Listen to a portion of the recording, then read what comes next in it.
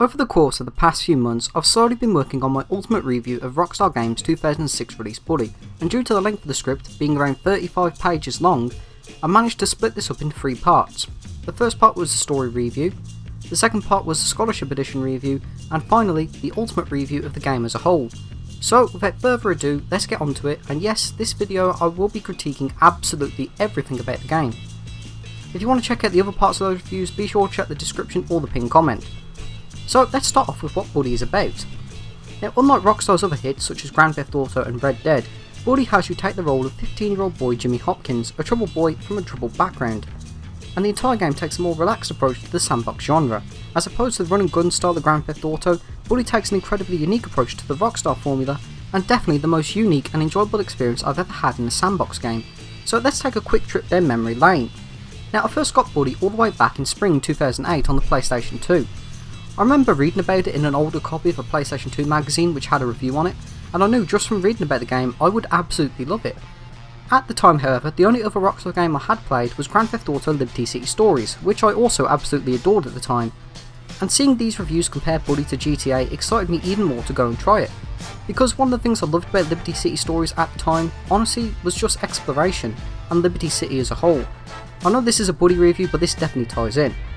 Like, when I was 10, I would just spend hours upon hours just like exploring Liberty City, doing missions, driving around, and even though I did that all pretty awfully, I would occasionally make up my own stories about Tony, you know, like becoming a cop or something, or the hero, you know, because that hero garb outfit, and, you know, all that really cringy stuff you come up with as a kid. And reading about this game called Canis Canem Edit, because I'm in the UK and Bully's name has changed here, take everything I loved about Liberty City Stories and take it to a place much more relatable to me at the time, the schoolyard in a small town where you play as a young boy. Now, before I got it, I must have read through the article about 20 times while saving my pocket money to afford it. Well, at least a pre-owned copy, which was about £15 at the time. And when I had enough saved, I gave my mum the money to go and get it for me. I mean, I was 10 at the time, so cut me some slack. Now, the first time I even put the PS2 disc in was really memorable to me. As I sat down and watched Jimmy backchat his parents in the intro and seeing the various shots of the academy alongside this ominous music, it perfectly set the tone. I don't think the game's intro could have been done in any better way. It sets up the story in a very nice but basic way, like we know Jimmy isn't a resident of Bullworth, we can see his troubled background and we know why he's going to the academy. And as I walked into the academy, I remember saying to myself how the building of Bullworth actually looked a bit like the school I was going to in September. Well, the outside of it anyway. Which, looking back 11 years later, is actually a little bit true because the academy's design is seemingly based off Fettes College in Scotland. No, obviously I never went there, but it means the academy's design was a bit more British in that sense, and it really struck me in a positive way. So after meeting with the headmaster, Dr. Crabblesnitch, I could instantly tell this was the game I was wishing for. Then making my way to the dorm, I was given a fighting tutorial, and it was here I completely realised that Bully was not like GTA Liberty City Stories in any way, shape or form. As one of the major changes that made Bully stand out compared to Grand Theft Auto is the heavier emphasis on close quarter combat fighting instead of guns, with the game giving you the ability to mix up your combos as you see fit, as opposed to just, you know, generic punches and kicks like GTA had, alongside some combos being really effective against certain types of people more than others. And this was introduced really early on in the game, and I feel that was partly a design choice to let players know that Bully is not a GTA type of game, but instead its own branch of Rockstar's GTA formula. Of course, at the very beginning of the game, you do have a very basic moveset to move from, those just being basic punch combos and grabbing, that's really it. For the beginning fighting tutorial, this was actually perfect for me. It wasn't too overwhelming for me, a new player, and it hasn't been for many other people, nor was it too easy. Now, as said, Bully's major playing style is fist-to-fist combat. Like, if you want to learn new moves and combos, rather than just gradually unlocking them by playing, you have to attend classes or give stuff to a homeless man to get them. I feel that kind of approach gives the player an actual reason to go and search out these collectibles, or attend classes, as these combos you learn can be pretty devastating when used correctly. And the various characters you meet at Bullworth all have their own varying styles depending on their size and click, which is something I've always liked, how most characters have a completely different style that really suits them. It gives the cliques a lot more of a personality in my opinion, and made them stand out compared to GTA where, no matter your enemy, they always felt the same, just like, you know, different skins with different guns and that.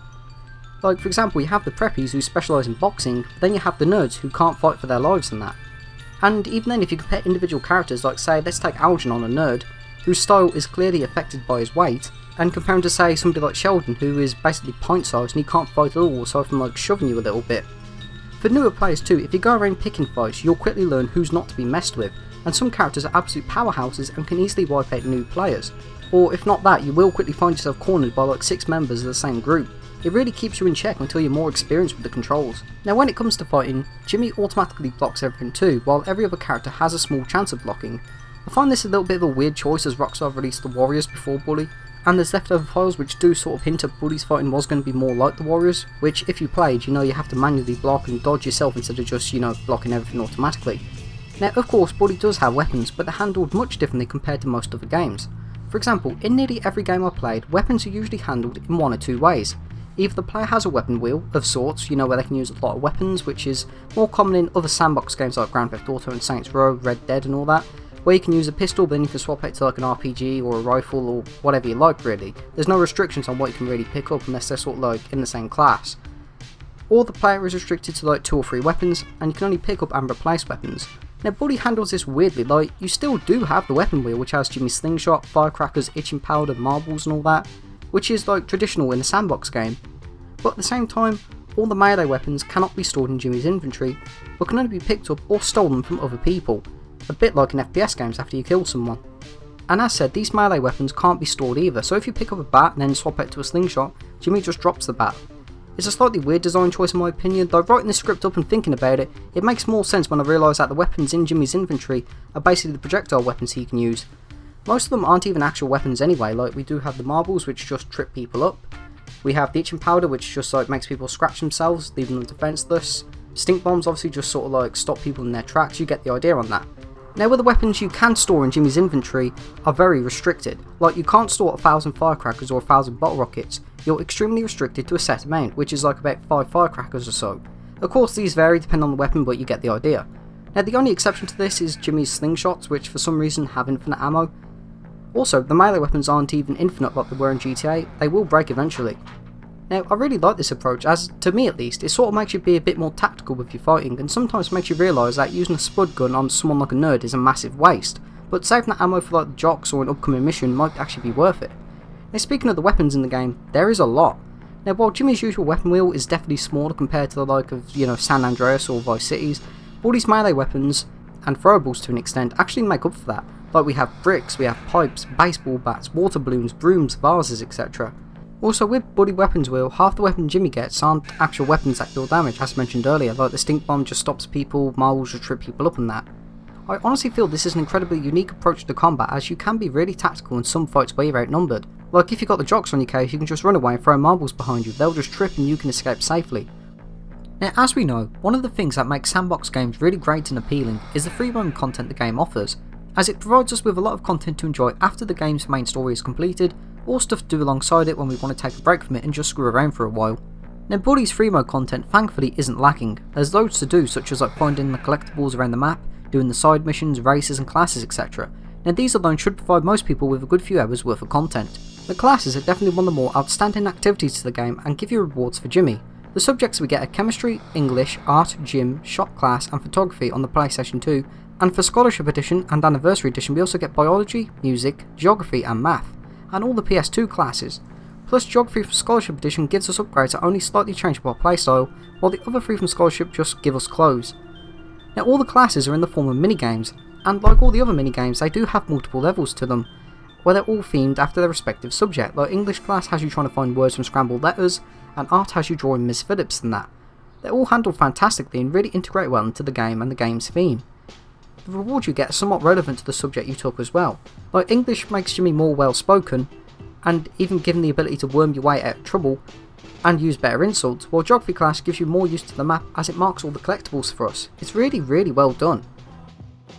Now side missions, as mentioned in my story review, are just missions that don't add or take anything away to Jimmy's story, but instead they give the spotlight to other minor characters and their own little stories, like Edna the cook trying to go on a date with Dr. Watts and Jimmy helps out with that, or Beatrice being upset because Mr. Hattrick took her diary away and Jimmy goes to get it for her. Like take the Hattrick vs Galloway storyline as a fine example. It starts in chapter 2, in autumn, but the next mission for Mr. Galloway's story isn't available until winter, where Jimmy offers to trash Hattrick's house for him. The next 2 missions don't happen until chapter 4, where the story comes to an end in chapter 5. Absolutely no effect on Jimmy's rivalry with the Greasers or the Preps or Gary or whatever, or Jimmy being unpopular. Now if you didn't bother doing these when they became available, no worries because you can do them after the main storyline is finished anyway. Now, the downside to this, however, is it really does speed up the story progression. Like, you can trash Hattrick's house, but the next day, Galloway's put in the mental asylum, and the very next day, he's back and Hattrick's fired. You get the idea. Now, these missions are great for the most part, and I won't repeat what I've said in my story video, so to save time, let's get onto some of my nitpicks. Like, one of the glaring issues with some of these missions is they very clearly take place in specific chapters. Like, take character sheets for an example. It's one of the last side missions available in Chapter 1 and focuses on Melvin having his Grottos and Gremlins card stolen by the bullies. Now, past Chapter 1, the bullies are on good terms with Jimmy and they remain that way forever. But if this is done in, say, Chapter 4, the bullies will be hostile to Jimmy for this mission only, and it sort of does disrupt the flow when the bullies hate you for no reason, but then love you again straight after. Now, Bully was also the first Rockstar game to introduce encounters. I guess you could call them that, but this game calls them errands.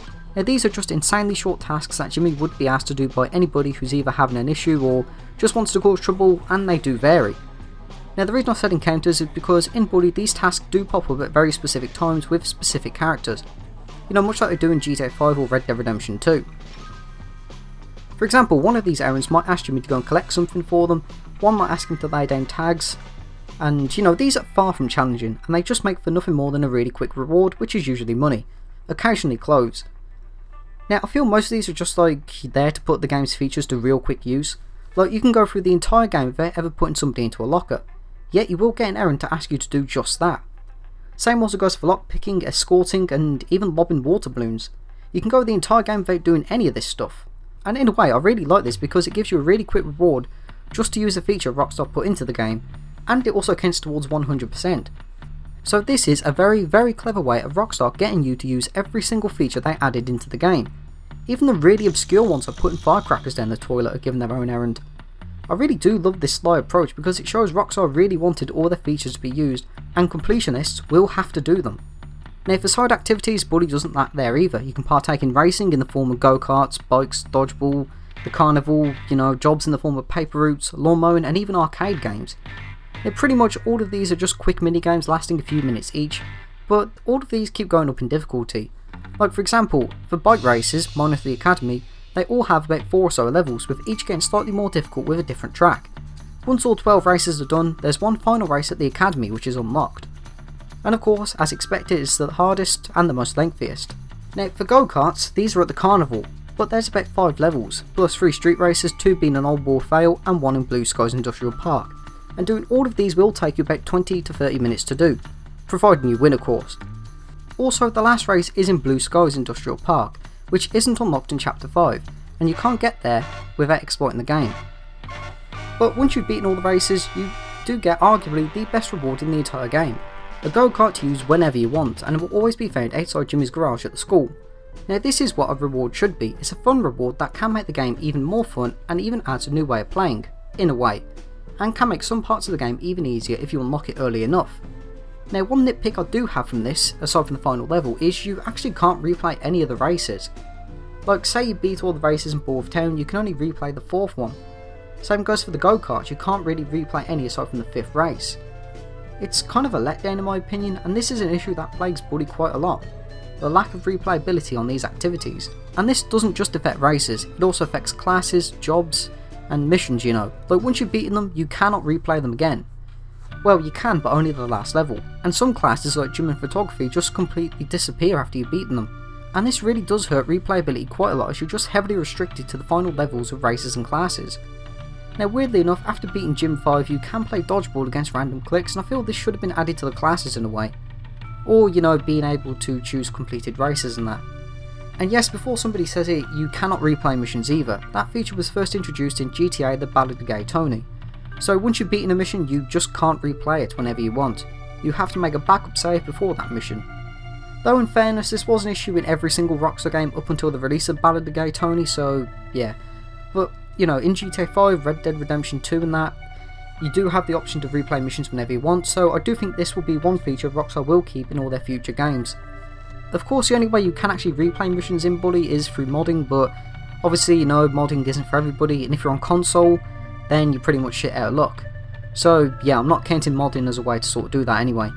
Now, much like the previous GTA games, Bully does have various collectibles around the map in the form of rubber bands, garden gnomes, Grottos and Gremlins cards, pumpkins, yearbook photos, tombstones and radio transistors.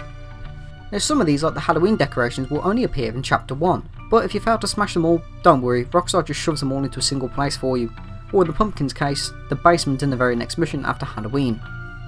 Now the rest of the stuff like Dodgeball, gambling, the arcade and that are just really short minigames lasting a minute or so. Dodgeball is unlocked through beating all the gym classes, where you can play against all the other cliques, except the bullies, and there's no reward to do this however.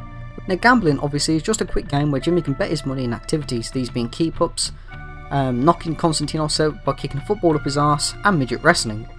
Now keep-ups is probably the only challenging one here, and you know, I still did have a bit of trouble with this. Now Konstantinos is really easy to do and midget wrestling can be very easily exploited. Like if your chosen midget is losing, just quickly run away and your money is refunded. The gambling here is also handled rather poorly, and while I'm not expecting Jimmy to visit Las Vegas, well, Venturas should I say, and strike it rich playing blackjack, I wish there was a bit more difficulty to them. You know, keep-ups was probably the only balanced game because the others are just way too easy and exploitable. Now the arcade machines first introduced in GTA San Andreas do make a return here and are found in all of Jimmy's safe houses and the Carnival prize tent. Now while there are no rewards for this, these games are mostly all fun. Well, that and they do add to 100% completion providing you beat the high score. There's about 4 different arcade games you can play, these being Future Street Racer, Consumo, Monkey Fling and Nutshots. Now Future Street Racer is just a top-down racer, although there is a different version which plays in proper 3D. But these tracks are the same across both versions, so it depends which version you feel is better. There's about 3 levels in this game and they're great for a quick race or so. Now I'm not an expert on this part, but I did always get a slight F-Zero vibe from this, so any F-Zero fans watching, you might actually love this game. Now I actually wrote this script prior to my Easter egg video where it turns out this entire minigame is heavily inspired by the Wipeout franchise, with a little bit of F-Zero mixed in. Now Consumo is a seemingly Rockstar original game, although I might be wrong on that, where you control a sumo wrestler to get as fat as possible by eating fish, apples and pies, but avoiding blowfish, mouldy food and other sumo wrestlers. The larger you get, the faster and larger the other items appear, which is great for adaptive difficulty, and there isn't really much strategy to this game, it's just pure luck and reflex, which I think is a great choice because it's one of those games where you can never win, but you can try and beat your high score. Definitely a great minigame to be had here, although Nerd Challenge does make this game an absolute bitch, and it's probably why it became so unpopular because, well, let's be honest, as I mentioned in my unpopular missions video, well my personal hated missions video, that mission really did turn me off it. Now Nutshots is a 2D auto side-scrolling shooter where you play as a squirrel shoot hornets with nuts, who in turn try to sting you, alongside bats and eagles. It's alright I guess, personally I was never too fond of this minigame, I just found it to be a bit meh, you know. I don't hate it, but it's not something I'd really play. It's also one of the more difficult games Buddy has to offer I feel. And Monkey Fling. It's just basically a game where you control a monkey and just fling shit at bananas to make them fall while avoiding spiders. A bit like Nutshots is just on the meh side for me, don't have any strong opinions either way. Personally I just don't like it, you know, much. I think it's probably the worst arcade game Buddy has to offer, but that's just my opinion. Now mentioned a bit earlier, while the previous GTA games had stuff like oysters, horseshoes and hidden packages, collecting them all would give you a kind of bonus. Like in San Andreas, taking all the photos around the map would give you weapons outside CJ's garage in San Fierro, or tagging every Grove Street tag would give CJ weapons in his home. None of the collectibles in Buddy, aside from the rubber band, really give Jimmy any weapons.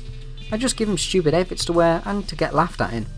With the exception of the black ninja outfit, which is obtained by taking every student's yearbook photo, none of these outfits even do anything anyway. And in case you're wondering, once you've taken every yearbook photo, the black ninja outfit is unlocked, and while wearing it, in full that is, it will keep the trouble meter disabled when trespassing or being outside after curfew. Well, there are 2 other outfits which do slightly alter the game, one being the mascot outfit which lets you do the dance and you aren't allowed to use certain weapons, and the orderly outfit which just lets you speak to prefects respectfully. That's it, not exactly like, you know, a massive game changer. Now if you're wondering, the reward for collecting the garden gnomes is a gnome outfit. And, you know, collecting all the Grottos and Gremlins cards just gives Jimmy a Grotto Master outfit. You know, you can't play Grottos and Gremlins and there's no real benefit to wearing these costumes, so yeah. Now collecting all 75 rubber bands does give you the rubber band ball in Jimmy's weapon wheel permanently, and this weapon is surprisingly good fun. It can knock everybody down, and when it's used inside tight interiors like the Boy Storm with a fire alarm pulled, you can see some real chaos. But with that being said, there was actually a glitch which could cause you to lose it. I'm not too sure what the cause of the glitch is, with some saying that saving the game after quickly throwing the ball could cause you to lose it forever. Now overall, I feel the rewards to most of the collectibles was just a bit poor. The Rubber Band Ball, Go Kart and Black Ninja outfits were great rewards for what you get, but everything else was just meh at best in my opinion. You don't feel as rewarded as you would do for collecting and completing stuff in Rockstar's other games. Now the Halloween masks are acceptable I guess, since they're not really being pushed as like, the traditional Rockstar collectibles. But I would say some of the Scholarship Edition outfits, like the alien one, should have been used as a reward, since it's more like of a Halloween costume kind of thing, an alternate Halloween costume. Like, it would be nice to have more exclusive weapons or outfits that alter the gameplay more. But speaking of that though, even getting 100% in the game is a bit of a major disappointment. You just do not get anything, except for maybe an achievement on the Xbox and mobile versions, but nothing to really reward you in game for it. Like most games I've played usually do have something to give you, be it in-game rewards, like how San Andreas gave you infinite ammo, a tank and a Hydra spawn in Grove Street and that, or even Spyro the Dragon 2, Ripto's Rage gave you permanent super breath, and you don't even get anything like an alternate bonus ending scene like Red Dead Redemption 2 or Crash to Insanity did. It's just a major letdown for those of us who were just expecting something like we got in the previous games. Now while I can't think of any actual in-game reward, I would have honestly loved a 100% bonus ending scene, with say like Jimmy leaving the academy and going back home. Just like a nice nod that basically says Jimmy's done everything he needs to do, it's time to go home, and put Wolf Academy behind him as his story comes to a complete close. Now as we all know, soundtracks are arguably one of the most important aspects to any game, movie or TV show, as it adds emotion, atmosphere and can really make or break or scene entirely. For example, if you go and look up say soundtracks from Spyro the Dragon or Super Mario 64, you'll often see a load of comments from fans saying how much they remember the soundtrack from their past. Or soundtracks from incredibly depressing games like Life is Strange or Red Dead, where a particular song is ingrained into a specific scene, which obviously I can't say for spoiler reasons, where fans will say how that song made them tear up.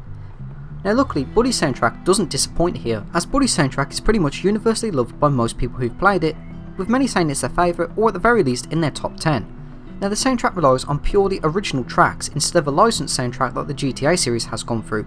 The compositions also don't really fit any specific genres, as each track is unique in its own way. Like for example, the Walking theme in my opinion has a somewhat upbeat yet melancholy beat, while the Jocks theme has more of a sporty kind of rhythm, and the Finding Johnny Vincent track has more of an extremely mysterious tone, and the Greasers have more of a 1950s style guitar riff. Now many fans also consider Sean Lee to be the real face behind the soundtrack, and it wouldn't be the same without him, and I completely agree. Sean Lee is the heart of the Buddy soundtrack, much like Stuart Copeland is to the original Spyro the Dragon trilogy, or Woody Jackson to Red Dead, or Simon Viklund to Payday. Those are probably the best comparisons I can think of anyway. Now also, by having a purely original soundtrack, Buddy has been completely protected in the re-releases for Scholarship Edition and Anniversary. Unlike Grand Theft Auto, where in the mobile ports, some of the most iconic tracks were cut because of licensing issues. Now this was probably the best choice for Buddy, and it's aged like wine when compared to say GTA 4 or San Andreas, with GTA 4 being majorly overhauled in 2018 due to licensing issues to many fans' disappointment. Now thankfully, GTA 4 was not pulled entirely like Tony Hawk's Pro Skater HD was from Steam, Xbox 360 and PS3, but that is always a concern with copyrighted soundtracks, because had Rockstar not removed the tracks from GTA, they would have been forced to pull them from downloadable purchase.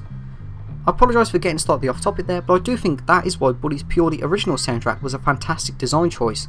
Buddy will never be pulled for copyright reasons. However, like with everything, it's not 100% perfect, and no, I do not hate the soundtrack by any means, and I do consider it in my top 5, behind Tony Hawk's American Wasteland, but the only thing I really dislike about the soundtrack is how it just restarts whenever anything happens. Like the Walking theme could be halfway through, you hop on a bike and then the Walking theme just restarts again when you hop off it. In my honest opinion, it's a bit worse in missions that have a heavy enemy count, like the Tenements, where you just have constant fights until you beat up Norton. I just hope that in Buddy 2 or even GTA 6 they can mix in the tracks a bit better, so it has more of a seamless transition instead of just restarting all the time. Now most of Buddy's tracks do have 3 versions, low, medium and high, with low being played when nothing is happening and high being played when the action gets intense, and I feel the slight mixing could work beautifully and not disrupt the flow of the track at all. Like if you have the tracks ripped, you can actually make a pretty seamless mix from low to medium to high anyway. Now a bit of a side note, exclusive to the PC version, Rockstar actually bundled the official soundtrack with the game for free and can be found in the Buddy folder, which I do think is great as the soundtrack itself is like £10 on iTunes UK, so being bundled with Steam for like £3.74, when on sale that is an absolute steal there. Even then, if you do not like the soundtrack and you decide to mute it, you can hear some insane sound design Rockstar used, which I've never seen that many people mention. I don't just mean like San Andreas either, where you might hear gunshots or police sirens in the distance. I mean different sound details for different times and different parts of the map. I'll give examples here from my attention to detail video.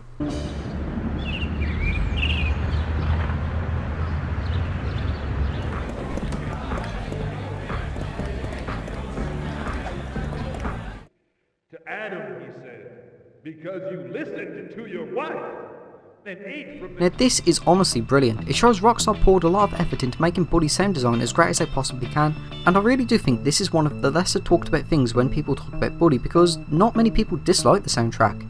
I've always seen some high praise for Sean's work, but very rarely any for the ambience tracks. Even if they're just stock sound effects, they're implemented so well. However, once again I do have something to moan about, because depending on what version of the game you're playing, punching and character voices will be different. For example, on the PlayStation 2 there's an oddly satisfying sound when you punch somebody or lob a firecracker. However, character voices outside of cutscenes are always incredibly low quality. So now let's get onto the map, as the map is arguably one of the most important things about any sandbox game.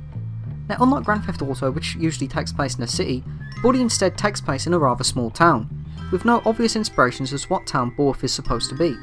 Like when you play Grand Theft Auto, you can clearly tell Rockstar inspired the cities around real life American ones, as there's obvious parodies and signs of inspiration all around the map.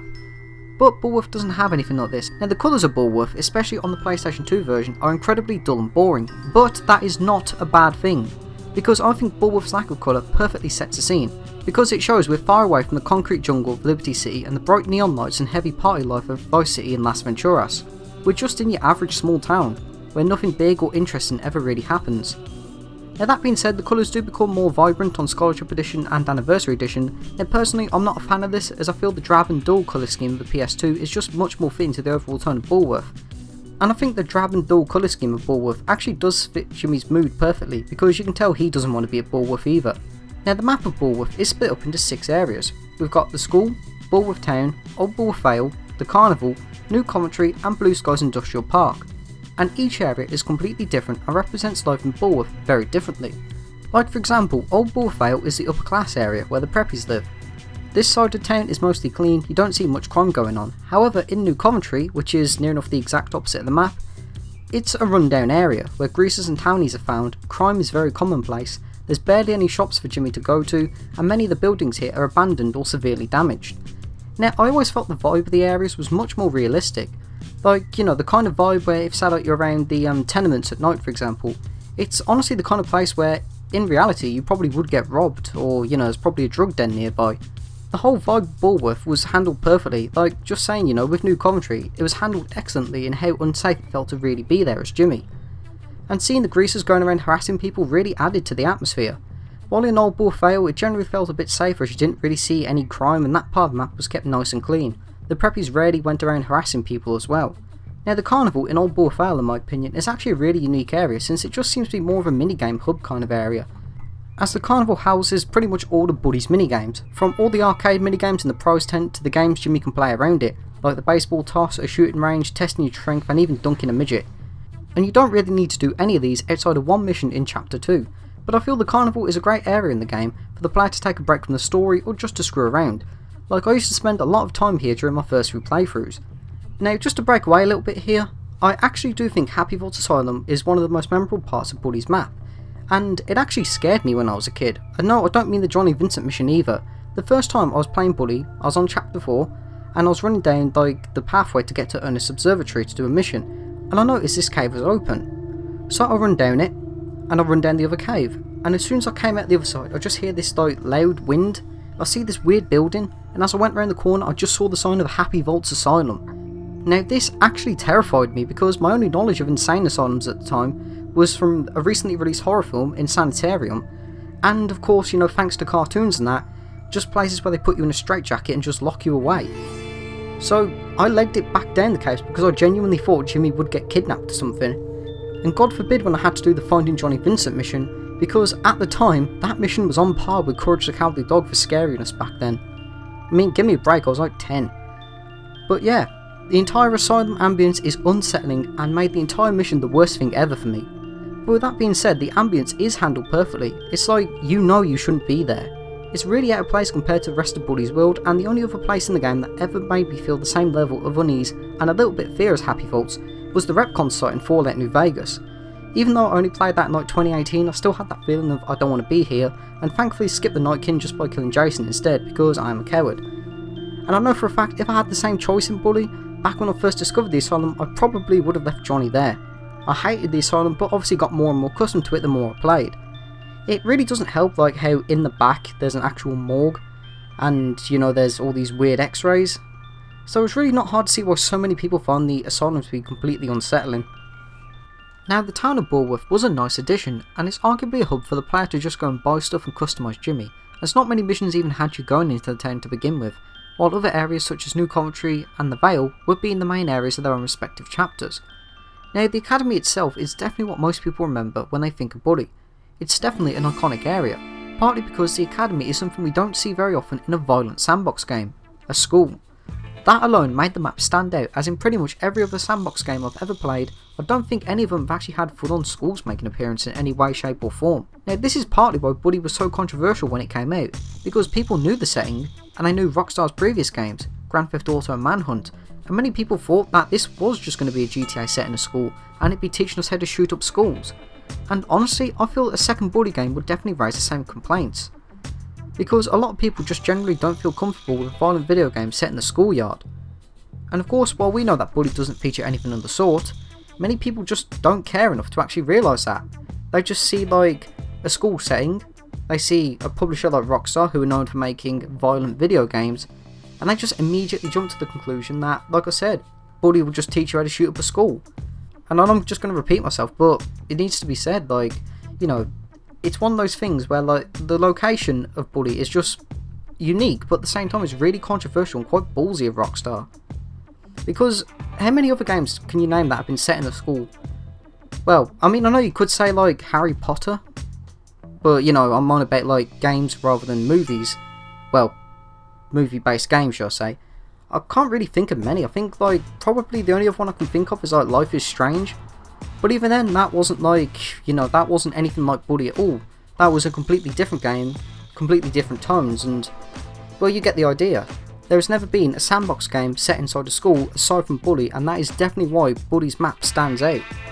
And honestly, it's really ballsy of Rockstar, especially given the climate of tragedies in America. I feel that a second Bully would definitely raise the same concerns as the first game did, and all of you know how much I love the game. And I do honestly think that Rockstar will probably raise some eyebrows. Obviously to gamers they won't, because gamers are pretty much like familiar with Bully. I mean, most of you probably are now, that's why you're watching this. But to most other people who don't really play games, they won't care. Anyway, I apologise for getting off topic there, but I hope you understand what I mean when I say like the academy is really unique in a ballsy kind of sense. Now, even though the academy itself is a single area, the area itself is split up into single parts. We have the dorms, the library, the gym, the auto shop and Harrington House. Now, much like the parts of the town, the various cliques do spawn in different areas, and I think this was a fantastic way to sort of teach the player about how the map outside the academy works. Like with the auto shop, you never really see like any of the nerds there, it's just all greaser turf.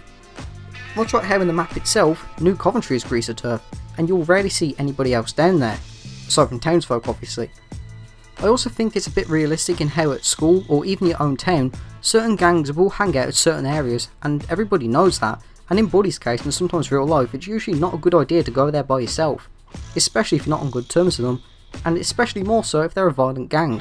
It's also represented quite well when you see like a nerd go near jock territory. A fight will break out almost instantly, or if say like you head down Blue Skies, you know, the townies will just jump you for no specific reason, which I think really does like portray the crime-ridden area quite well. Now pretty much all of the map is used over the course of the story, with chapters 1 and 4 being set in the academy, chapter 2 being set in the Vale, chapter 3 being set in New Coventry, and chapter 5 being set all over town. Now pretty much none of the map, aside from the Great Big Ocean and the Carnival and the power plant, really go to waste. Even then, the Carnival was only there as like a minigame hub, in the ocean, I don't really know to be honest, it just houses a pirate Easter egg and some collectibles, but aside from that it's just empty.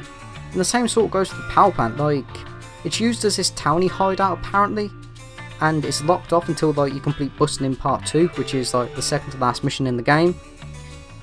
But if you go there in free mode, there's no one there, like, there's no NPCs, there's no townies, you can smash crates, but it's just really empty, and don't know, it just feels a bit off in some ways, like you can't even enter the power plant either, so it's just like a real wasted area there. Now, one of the things that made Buddy stand its own against every other Rockstar map, yes, even Red Dead Redemption 2, is how Buddy has changed in seasons. As you progress through the game, starting in autumn, you notice that the map changes very slightly to adjust to the season. And no, this isn't like how other games handled it at the time.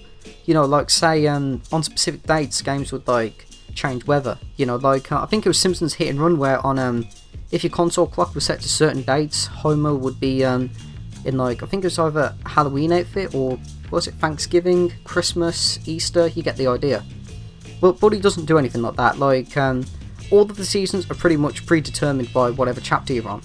So sadly you can't start up Buddy in say December and the academy will be coated over in snow, or you know, you won't see Christmas decorations.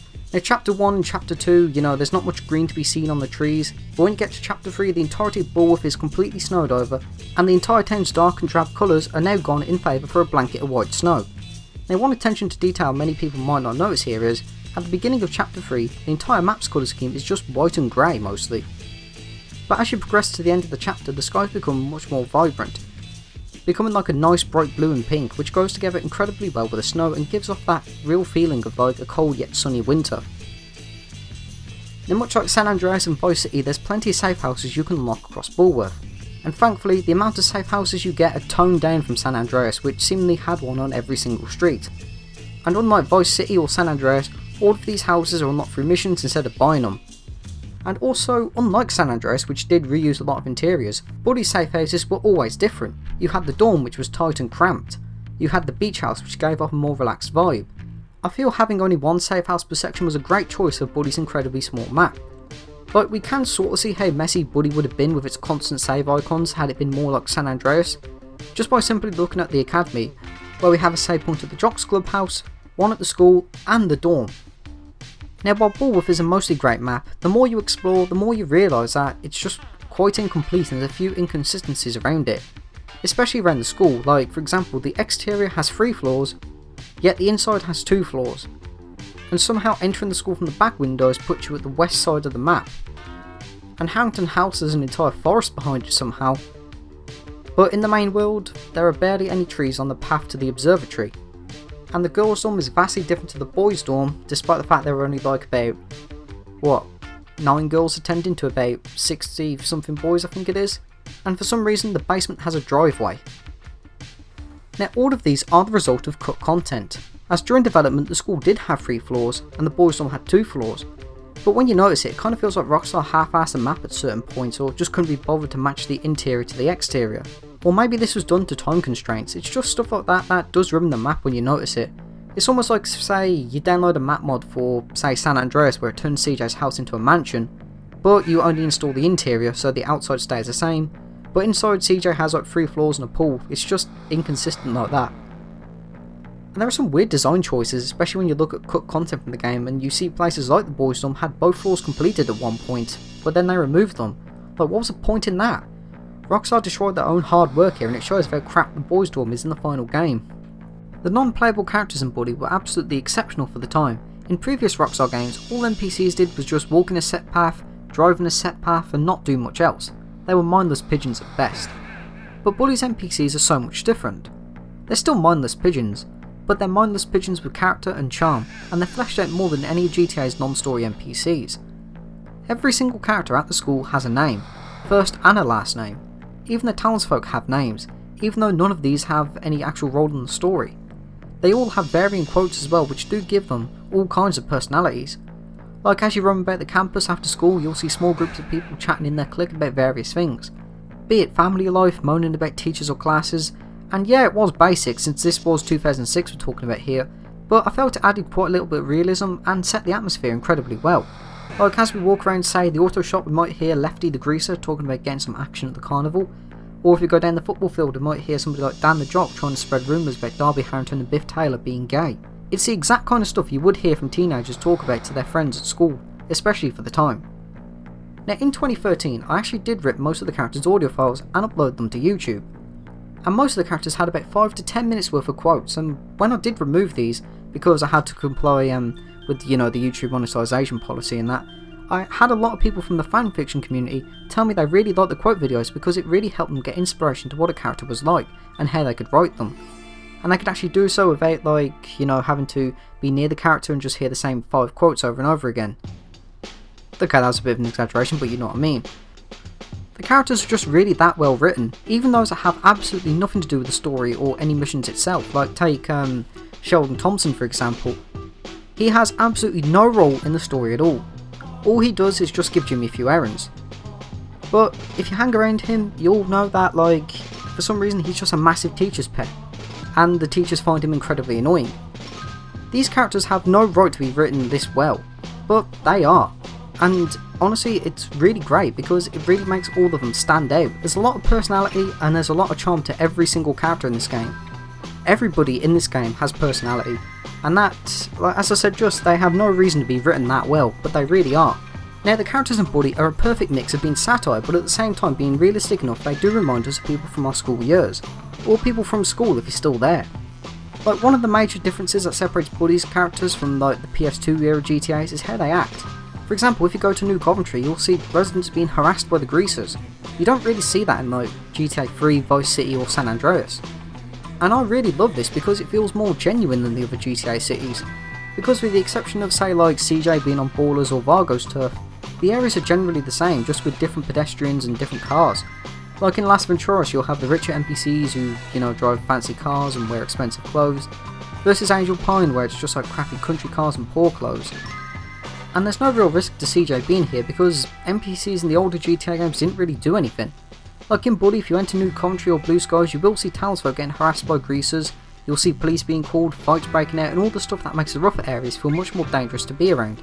And I do remember occasionally seeing a police chase in the hood through Los Santos, but it wasn't really that common at all, at least for me. Unlike GTA where, as I said, CJ can just walk through the hood, but also Las Venturas, but there's nothing really big happening unless the player causes a massive scene. And no, I'm not trying to say that, GTA's AI is terrible or anything like that, but what I'm on about is how NPCs in the game can really make an area feel differently. Like if Buddy had its pets just walking around not doing anything unless provoked, it really wouldn't feel much different to GTA at the time. I hope I'm really not coming off as slagging GTA off because I do love that franchise. And yes, I'm aware I'm comparing it a lot to Buddy in this, but I feel the reason why is because a lot of people do compare GTA to Buddy. Be it the simple GTA in school remark or, that kind of stuff. Anyway, the various cliques around Bullworth do have a fair amount of turf around the map, and each area of the map perfectly reflects a stereotype of the clique that inhabits it. Now, I did mention this earlier when I was going over the map, but the Preppies, for example, are stereotyped as being upper class, posh and snobby. They inhabit Old Boar Vale and Harrington House. Now both of these areas are incredibly clean and fancy looking, compared to say the Dropouts who inhabit Blue Skies, which is an incredibly run-down, dirty, crime-infested area. Another example is the Nerds. They don't have any specific place in town, instead they just rely on hanging out to the comic book store and the observatory, which is perfectly fitting into the nerdy stereotype of being antisocial and into comics. However, I do wish more was done with the jocks because they can only be found in one place in the game, and that is the sports area. Okay, granted, you can see some of them at the Carnival, but you know what I mean, they don't have their own dedicated area outside of the football field. Every other clique except them can be found in other areas. I would have liked to have seen the jocks spawn near or maybe even inside the Preppies boxing gym because I do feel they would have been great there and it does appeal to the jocks' love for sports and exercising. Now while the teachers don't actually play a massive role in the story outside of being teachers and just hosting classes, I think they were represented well. Like Mr. Galloway is that one teacher that most students really like because of his laid back and friendly personality, and Miss Phillips is that one teacher that many boys have a crush on. Mr. Hattrick is that teacher that no student really likes because of his strict personality and possibly demeaning nature. Mr. Burton is that weird teacher who may or may not have rumours being spread around him about him being a pervert or paedophile. And even Mr. Wiggins, for example, he doesn't teach any of Jimmy's classes, he doesn't even appear in the story, have any missions or errands. He's just like that one teacher you know nothing about, but you have seen him around school, but you've never had him teach any of your classes yourself, so you just have no strong opinion on him and you don't know anything about him and vice versa. Although once again, a bit like the jocks, I do wish more was done with the teachers, as only a very small handful of them appear in missions and they very rarely appear in free mode at all, only really spawning at odd times without any warning. But anyway, let's get on to the humour of Bully. Now, as we know, Grand Theft Auto's humour relies incredibly strongly on satirising America, American culture, sex and drugs, with many references being thrown around no matter where you are. Like on the in-game radio, you will have adverts mocking American politics, both sides are lad, and there are in-game companies and logos with sexual innuendos, jabs at companies and much more. Now, Buddy's humour on the other hand relies rather heavily on satirising school life. Not just American school life, but seemingly school life worldwide, relying on stereotypes, slapstick humour and exaggeration to the point you know it's satire, but at the same time the characters are somewhat realistic, as I mentioned a while back. Now this plays in really well, as someone like me from the UK can find Buddy's satire to be really well done despite it being set in an American school. Rockstar managed this incredibly well, like some of the characters' exaggerated personalities can remind you of people from your school, or from your school years, but at the same time not keep it American centric like many of GTA's NPCs and references do, with the American culture specific references or jabs. There are still a few GTA level jokes to be found in Buddy, but they're much more subtle, like Happy Ending's retirement home. Well, okay, I know that's not really as subtle as GTA's, but you get the idea. And if you don't get it, look up Happy Ending on Urban Dictionary or something. I'm not sure I can actually say it on this video. Now for character based humour, let's take the character Melvin O'Connor as a quick example. He's a nerd in the game whose quotes are heavily based around stereotypical nerd level gaming. Like how one of his quotes is him asking himself who has time for a real job. I just spent the last 8 hours making arrows in a video game, which can probably remind us of that one guy from class who spends most of his spare time on one specific game. And Melvin's sort of gag, if you can call it that, is sort of backed up by Miss Danvers, who actually also has a quote, specifically naming Melvin for being responsible for playing games during class. Now a majority of the preppies are also fantastic examples of stereotype but not exaggerate too much, like Pinky, who has the spoilt little daddy's girl stereotype, or Gord, who might mock you for not wearing expensive clothes. Because I'm sure we all knew some stuck up knob who thought he was better than everybody just because like his shoes cost a tenner more or whatever. Now Buddy's humour also relies a lot more on characters rather than in-game signs and radios, like take the stink bomb weapon as an example. It doesn't really do anything to hurt people, but if the player chooses to throw it at like a group of people, they will always react with a funny remark. Same if you hit them in the bollocks. Now depending on what you're doing, characters will always have a massive role in Buddy's humour, be it in fights where someone like Melvin will say he'll go snicker snacker on your ass with a vocal sword, or wedgies with like characters greatly overreacting to it. Now, something that I find is a bit more unique to Buddy is like having random characters just doing this stuff too.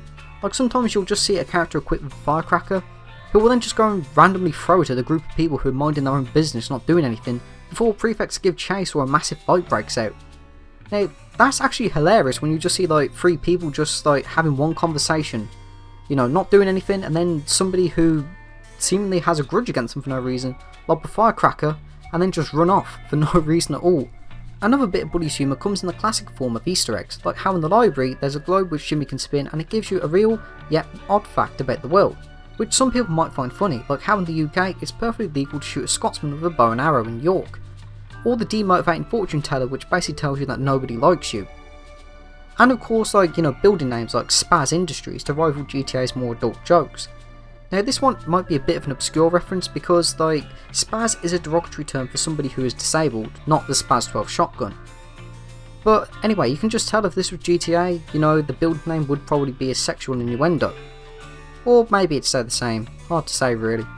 But that being said, Buddy's humour might not appeal to everybody, and that's fine because we all have different levels of humour. What I find funny, you might not, and vice versa. But if you love more adult oriented or borderline edgy humour, Buddy's humour might not appeal to you that much. But for what it's worth, I think Buddy's humour is handled incredibly well and pretty much all the jokes suit the game's setting and age range, and I think it really shows of how many people seem to really like Buddy's approach to it, with many people loving the jokes. And I don't think many jokes even fall that flat, aside from maybe the intentional ones with like Algie trying to be cool but coming off as cringy instead. Now even though Buddy is over 10 years old, well as I'm making this it's nearly 13 years old, I still think Rockstar near enough perfected the character customization with Buddy, with it being on par with GTA San Andreas in my opinion, and I'll explain why. You see, unlike other Rockstar games, especially GTA 5, Buddy's clothing has barely any restrictions. Like you can make Jimmy wear boots and trousers and the game just will not default Jimmy to shorts or something like GTA 5 or GTA 9 does, which I think is great because we can dress Jimmy how we see and want him to. The clothing options we get in Buddy are a very wide variety too. We can have a nice upper class suit, you can make Jimmy look like a punk. We have sporty styles, smart styles, funny and pretty much everything in between. We can make Jimmy into however we see him, be it after what your style is in real life, or how you think someone like Jimmy would dress. Now one thing I noticed as well is Jimmy doesn't react to whatever you make him wear, not like GTA 5 where Michael clearly doesn't like wearing cheap clothes, and I think not having Jimmy react is a good design choice, because it feels like we have some control over Jimmy's fashion style, and whatever we choose for him, he's happy with. Now one of the things that Buddy, and to an extent San Andreas has, that future games haven't, is the complete freedom of clothing choice. As mentioned, you can have Jimmy wearing boots or trousers and the game just will not force him to like, some default outfit. Of course the only exceptions to this are like if Jimmy's in a, say, the mascot suit or an elf suit, where if you change the boots on it, then of course the outfit will get completely removed. And I apologise for smacking that, but what I said was the only exception to this is like if you're wearing, say, like a full outfit like the elf costume and you change the boots, then understandably the whole outfit gets removed. Now characters will also react to what Jimmy's wearing, like if Jimmy's wearing a stupid outfit, people will point and laugh at you. But if Jimmy's wearing clothes from Huckleberry, there's a chance the preppies will notice and compliment Jimmy on his clothing style, unlike the greasers who will just make jokes about it, and vice versa. Now this attention to detail is pretty great and makes the world of Bulwer feel more alive, and than the somewhat dead generic NPCs of GTA 3 or Vice City do. We can even customise Jimmy's sexuality, which is something we still haven't been able to do in any Rockstar game before or after. In the story, Jimmy is straight, with him going with near enough every single girl in school. But in free mode, the player has complete control over Jimmy's sexuality and the ability to romance boys as well. So we can make Jimmy straight, bisexual or gay, which is something that has only really been unique to Bully. As said, no other Rockstar game has let you choose the protagonist's sexuality before, and I've actually seen this being praised by LGBT gamers, and I think it's rightfully earned praise. However, the one thing with this is this particular feature isn't really mentioned at all in Bully, and you'll only really come across it by accident when greeting somebody like Trent when he just suddenly asks flowers. Or if you're actually like googling how to kiss boys in Bully because the Xbox achievement says so, because the game doesn't actually tell you can do this, it's just one of those features that you come across by itself. Now the only downside to Bully's character customization is no matter what haircut you give Jimmy, he'll always revert back to a buzz cut if you make him wear a hat.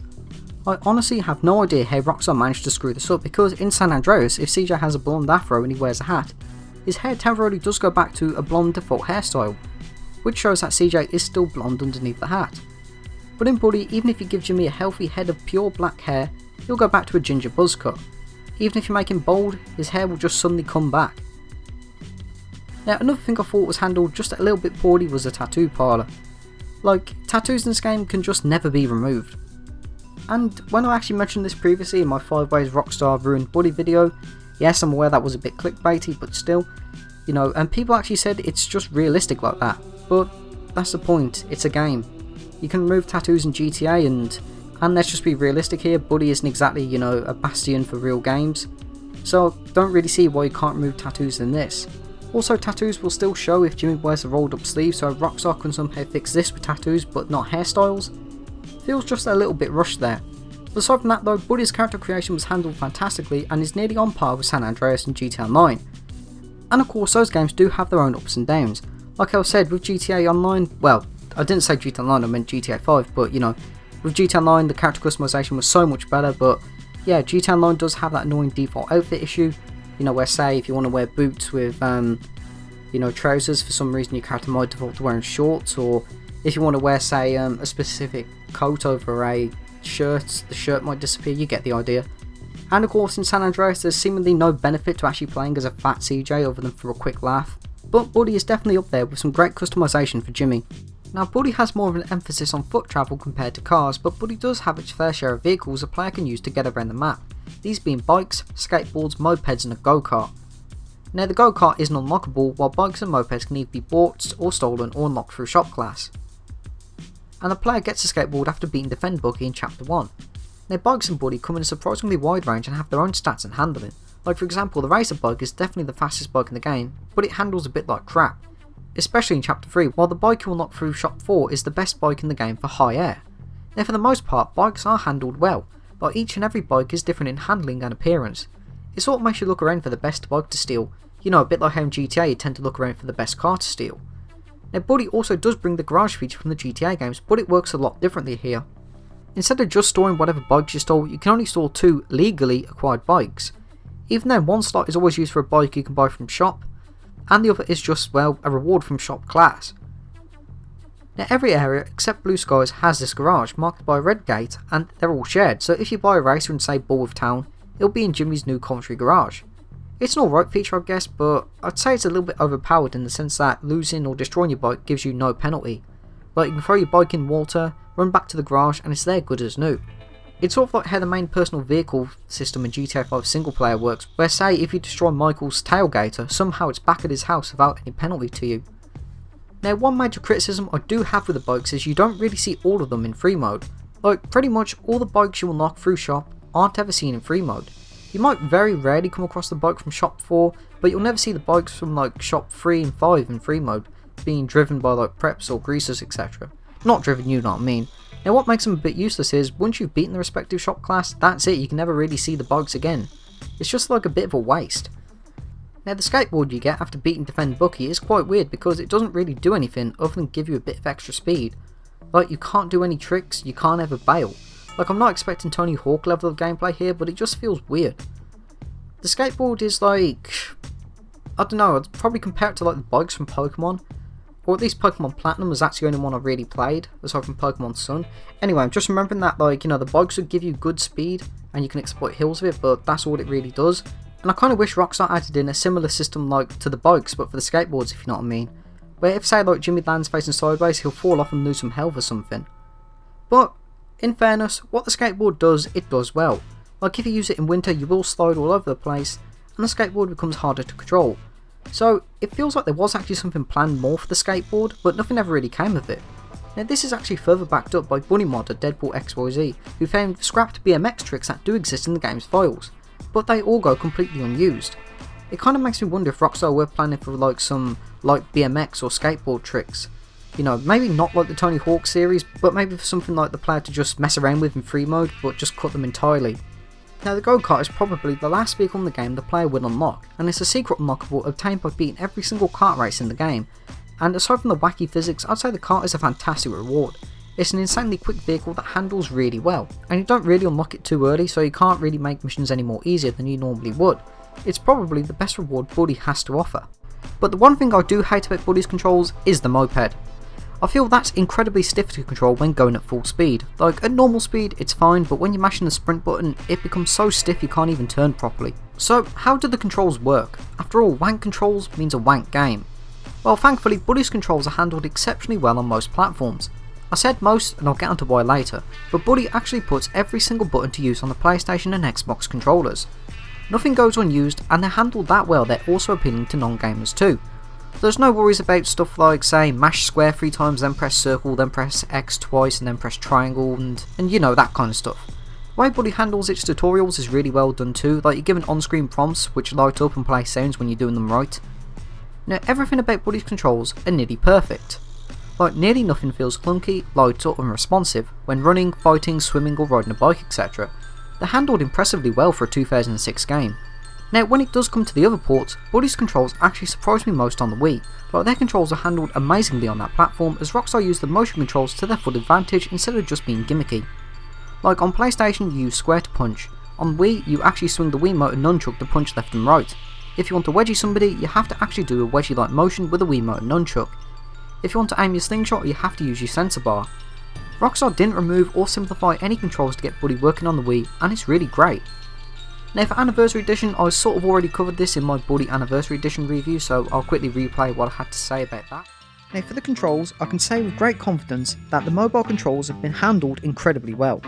For a game that was originally a PS2 exclusive and had a lot of combos on controller, it's been handled incredibly well. A few changes have had to be made however, like Jimmy's speed is now based on how your thumb is on the movement stick, and in fights Jimmy automatically locks on to whoever's attacking him. Now as somebody who's used to playing console and PC games, I'll admit the controls threw me off a lot when I first started up, but I got used to them fairly quickly. Now if you have a smaller phone model or large hands, you might find the controls a bit hard to use. Now as mentioned, I have an iPhone SE, so I noticed a few times my thumb was stretched a bit too far out so Jimmy wouldn't move or he slowed down quite a bit. Now please note that isn't a fault with the game itself, the controls are incredibly responsive. I do think that comes down to your phone size mostly, like if you play this on an iPhone 8 or newer, or the Android equivalent of it, you probably won't have any issues with that at all. Now luckily, if you're a left-handed player, there's a setting for you here too. It swaps the controls around, so the movement stick is now moved by your left thumb, and the other stuff like fighting and interacting and all that is now controlled by your right. Now the worst controls for Buddy definitely comes to the PC version. I absolutely despise the controls for the keyboard and mouse. Like, those controls certainly do feel half-assed when compared to Rockstar's other PC games. The controls are poor, and it's a damn good thing Buddy on PC supports a controller, otherwise I genuinely do not think I could stand the PC version at all. The mapping on them is just so awkward, and it definitely puts Buddy under that play with a controller label. However, I do feel that Buddy is an incredibly easy game, which does make it more accessible and more enjoyable to casual gamers. There's no real skill bar to play, and while this might be a bit of a bad thing to more hardcore gamers who enjoy a challenge, I think it's a good thing to newer and more casual gamers. I've noticed this myself, as quite a few people who like Buddy aren't into gaming at all. And no, I'm not saying that everybody who likes Buddy is a filthy casual, but I mean it definitely appeals to more laid back and casual gamers than some other games do. Now I feel the game becomes incredibly easy as it goes on, like especially when you're in chapter 4 as you obtain the Spud gun, and this gun can knock out most people with a single shot. I feel something like this really makes the game insanely easy, and you don't have to stand far back to take people down either. I think because of this, the weapons actually do make Buddy incredibly easy to play, which I think should have been a bit more balanced, like maybe upping the health for most of the characters so you can't just wipe them out in 2 seconds. Now another way Buddy is an incredibly easy game is with the authorities. For example, in Grand Theft Auto there's more of an emphasis on survival and holding your own against endless waves of police, which gradually get harder and harder with SWAT vans and the military turning up to deal with you. Eventually you will die. Or you can outrun them by getting police bribes or escaping their line of sight, depending on what era game you're playing. But Buddy approaches this much more differently. Like, rather than focusing on holding your ground against authority, you have to run as far as you possibly can to outrun them. Or they'll just try and detain you. If Jimmy does outrun them from a certain time, they'll just give up. It's not like Grand Theft Auto where they won't stop until you're dead, or arrested, or whenever you pick up the bribes or whatever. I actually think that Buddy's idea of escaping the authorities rather than fighting them was the base for future Rockstar titles, where unlike previous GTA games, in GTA 4, Red Dead Redemption and even GTA 5, you can escape the authorities by doing the same thing. Just escaping the line of sight and just remaining hidden. However, in those games obviously it's a bit more harder than it is in Buddy, but I definitely think Rockstar improvised off this. Now if the authority grab you, all you have to do is mash a button, like about 5 times or so, and then you're free. Now the only exception to this is the full trouble meter, which is probably akin to 2 stars in Grand Theft Auto, where if you get grabbed, you're instantly busted. Now once again, this is much more different than Grand Theft Auto, where typically if the police arrest you, it's game over instantly. Now once again, I do think this was improvised for future titles, where say in GTA 4, if the police come and arrest you, you can quickly stop that and turn it into a gunfight. Now going back to Buddy, I do think all of the authorities do feel the same, but the police do not feel any more threatening than the prefects, which is a bit of a bad thing in my opinion. Like, I feel the police should have been the most threatening bunch. The only thing the police do differently compared to the prefects and the asylum orderlies is occasionally spawn on a bike, or a single car. That's about it. It kind of feels like Rockstar didn't actually know what to do with them, because obviously GTA's police do not integrate well into a game like Buddy at all, but at the same time, what else could they do? Now, if I had the choice to improve this, I would ditch the trouble meter for something a bit similar to GTA's formula, but obviously make some changes here and there. Like, make it so if you get into trouble at school, prefects chase you at lower levels, but at higher levels the teachers will come out, which would probably put them to more use rather than just rarely spawning across the map. But if you get full meter, then the police are called in, and instead of just being a prefect reskin, make it so the police are faster, have much more health, and can actually hurt Jimmy or try to stun him or slow him down somehow. And no, I don't just mean the Spud gun either, but something that makes you stumble or stop for a second. Make it so more of them chase you on foot and by police cars and bikes. And maybe make it so the trouble meter's depletion depends on what level the player is at. Like say at lower levels it should disappear after like 20 seconds, but at full it should stay active for a good few minutes. I feel that would make the authority chases a bit more fun. Now I think Buddy's difficulty becomes more and more non-existent as the game goes on. Like, if you do play Buddy for the first time, you might find it a bit difficult, but by the end, you will be a master. Now whether this is a good thing definitely comes down to you, but personally I do wish it's a bit more difficult in some areas. Now the game also follows the traditional Rockstar formula, as at the very beginning of the game, you're very restricted in what you can do, and you only really have the core basics to play with, and a very small portion of the map. But the game opens up more and more as you progress. Like Chapter 1 spends the first half teaching you how to play, with missions being dedicated to specific things, like Welcome to Board deals with moving and fighting. This Is Your School teaches you all about social menus and timetables. Save Algae has your first escort mission with a timer, etc. Now as Chapter 1 progresses, it does leave you on your own towards the end. I'd probably say it's around Defend Bucky to that, I'd say, because that's sort of like when the tutorials do stop. Now I really do like this approach as it doesn't really hold your hand that much. There are a few missions outside the first chapter which do act as tutorials, with the worst example being tagging in chapter 3, which is basically just one massive tutorial mission teaching us how to use graffiti cans. That's it.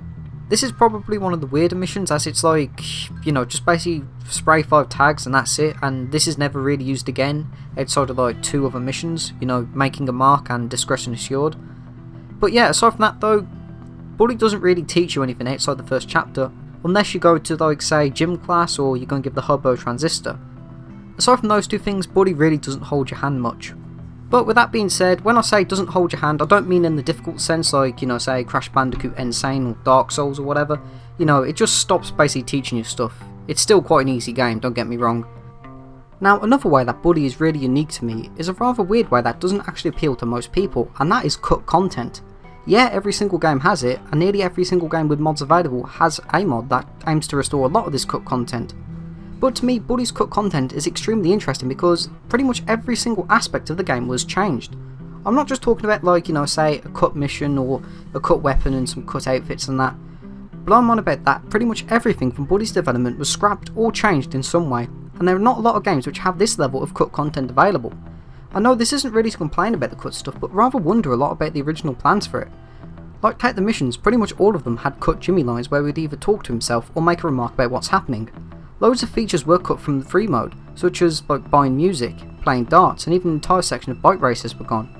The story was much longer, spanning at least 7 chapters, among much more. I cannot really cover everything here, but if you want to check the tape for yourself, check out the beta playlist for that. Every single thing was changed, some for the better, some for the worst. And it really interests me because Bully's beta generally seems to be an entirely different game.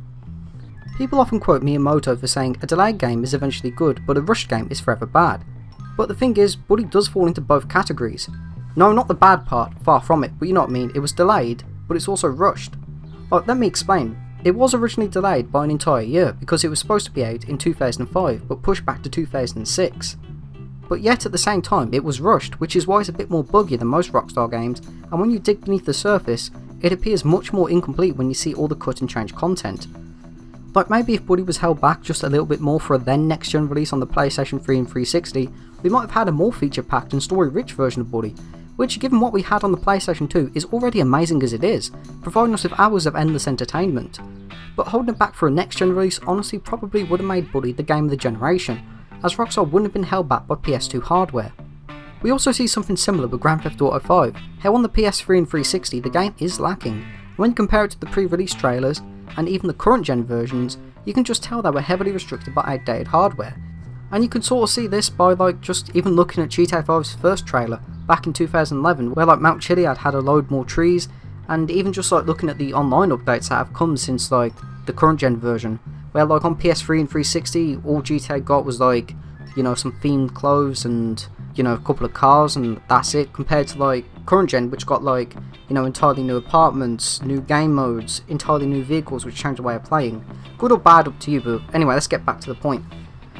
The only other 2 games which I know of that have had the same level of beta knowledge, if you know what I mean by that, are Dead Rising 1 and Crash to Insanity, as both of those games had absolutely massive overhauls during their development to the point they are nearly entirely different games compared to what we got, only really having the same core gameplay from the final builds, and in the case of Dead Rising, gameplay even exists from E3 2005 builds thanks to Stippo 360 somehow acquiring these builds, and even the developer from Traveller's Tales uploading 2003 footage from Crash to Insanity.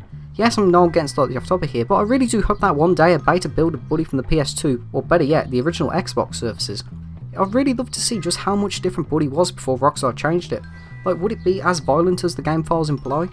Now, I did mention this in my Scholarship Edition part of the review, but most of the Scholarship Edition stuff was actually cut content from the PS2, thanks to leftover files or even pre-release trailers, which barely any of it makes sense in the game either, like how there's a little side story with Jimmy and Clint somehow doing crime, but there's only 2 of these missions which are out of order, and the more you look at it, the more evidence there was that there was a lot more stuff planned.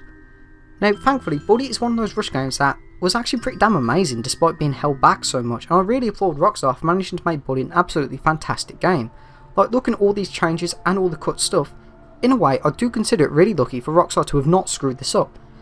Because we've all heard horror stories from rush games that were just hyped up and ended up being something god awful because they shoved it at the door to meet a deadline. Now, people have also noticed that since Bully, funnily enough, Rockstar have delayed all their main games. Now whether this is due to Rockstar trying to cash in on hype or actual development troubles, or maybe even setting an ambitious deadline, is up to you, but I honestly respect the fact that Buddy did have genuine development troubles and Rockstar acknowledged it. Now I know I just said about Buddy's beta being different, but what if Buddy wasn't delayed and did come out in 2005 rather than being pushed back? Would it have been a lot different, or would it have ended up like Spyro the Dragonfly or Tony Hawk's Pro Skater 5? You know, would it lack a lot of the charm that the final game we got? Or even maybe some of the people who love Buddy today might not even like the original as much.